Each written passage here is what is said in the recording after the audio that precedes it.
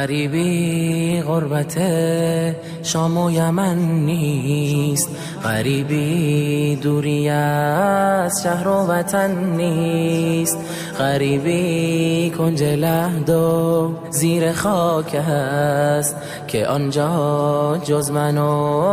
اعمال من نیست، که آنجا جز من و اعمال من نیست، که آنجا جز من و اعمال من نیست. ز ثروت سرکش و مغرور و مستیم، دل خود را به دنیا سخت بستیم، به ظاهر اسم ما باشد مسلمان، ولی پول و درم را می پرستیم، ولی پول و درم را می پرستیم.